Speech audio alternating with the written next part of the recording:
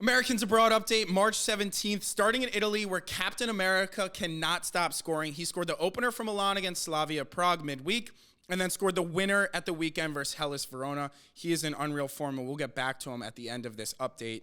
Yunus Musa got the start midweek, which is nice to see, and then came on as a 66th-minute sub against Verona.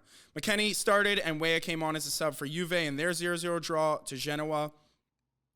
Over to England, where Anthony Robinson picked up an unreal assist with a pinpoint cross to Muniz in Fulham's 3-0 win against Tottenham. And Anthony was so good that Spurs fans were asking for us to find a replacement for Kulusevski at right wing over the summer because Anthony Robinson absolutely pocketed him. I'm equally upset and happy about that. Elsewhere in England, Haji Wright scored the winner at the death for Coventry City, sending them into the FA Cup semifinals, which is amazing. And he just replaced Sargent in the U.S. team. Speaking of Sargent, he scored for Norwich in their 3-0 win. He also can't stop scoring, similar to Pulisic. Ridiculous. We might have a striker debate on our hands because Balogun, let's just get to France, where Balogun came off the bench. It was a short two-striker system for Monaco. They went back to one, and Ben Yedder was the starter. Balogun came on as a sub, didn't do much there. So, striker-wise, at what point with Pepe, he's not getting the starts because De Jong is in such good form for PSV, but Haji Wright's in unreal form, Josh Sargent's in unreal form, and if we agreed that we want Balogun to get that place when he comes in so he has that confidence, but at what point is he not the starter? I don't know. I mean, we got big matches this week in the Nations League. Yep. I think we're going to learn a lot. I think it's clear Haji Wright's not at the top of the list, considering he wasn't selected until Sargent went out with what I think was called ankle irritation, is what I read. Interesting. I think what the fuck does that mean? I'm not really sure, but if you're Josh Sargent and you're firing the way you are, you would think you would do anything it takes to get into this U.S. team right now. Agreed. So I guess I don't think he's at. I mean, we're only going to take 3. And if we have 4 in this group, we might take 4 strikers. You think so? I guess if he's gonna take Reyna and he's gonna take there's a lot you're of right, attackers. Like he wasn't taking Haji Wright as is. So right.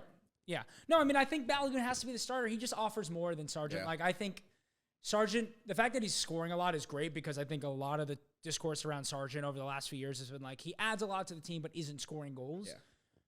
The thing with Balogun, I think, is he adds a different level of athleticism. He adds a different level of physicality that Sargent doesn't have. He's able to drag defenders around, give Pulisic the freedom to, move into the inside forward position, whereas Balogun's happy to push out to the wing and kind of rotate. I just think he's the perfect fit for this tactic. And, for the last 18 months before Balogun officially became a USA player, that was the discourse I was pushing. It's he is the perfect striker for the system. Mm-hmm. So I'd like to see him in that position. I think he's going to start in these Nations League matches. And then, I mean, if he plays poorly, then there's a discussion to be had. My only thing is striker the most, if not goalkeeper there with it. Confidence for a striker can be as important as the quality that they have. 100%. So if Sargent's banging him in, Balogun's just giving 30-minute, 20-minute cameos for Monaco, these matches will be a good showing of if he can turn it on for the U.S. 100%. In Germany, Brendan Aronson is really starting to find his footing. He scored a brilliant goal for Union Berlin in their 2-1 win over Werder Bremen, he was not getting time and not good when he was. So this has been huge that he's starting to play well. And he just got selected as well. Yeah. And another one that we didn't even talk about, Jordan Pefok picked up an assist from Mönchengladbach in their 1-1 draw where Scally started at left back again, interestingly enough.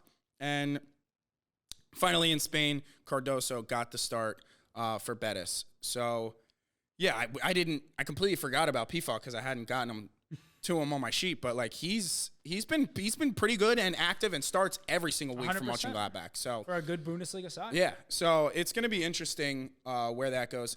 Last thing that I didn't touch on was Gio Reyna and Matt Turner were both unused subs in Nottingham Forest 1-1 draw to Luton.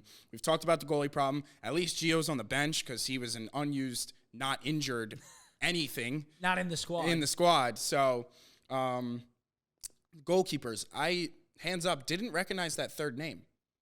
Yeah, I didn't know who that was either. I don't even know who he plays for. He's got to be an MLS player. Yeah, so we have a problem at goalkeeper because no one's even getting minutes. But a bad problem for goalkeeper and a good problem for striker. So I think I'd maybe rather that just Yeah, I because mean, right, like Americans turn it on in the tournament. I was so gonna say also we've always had Tim Howard and like we didn't know who else was going to be in the team sheet. Now we have the opposite problem. I think we'd be happy with this problem. yeah, exactly. Yeah.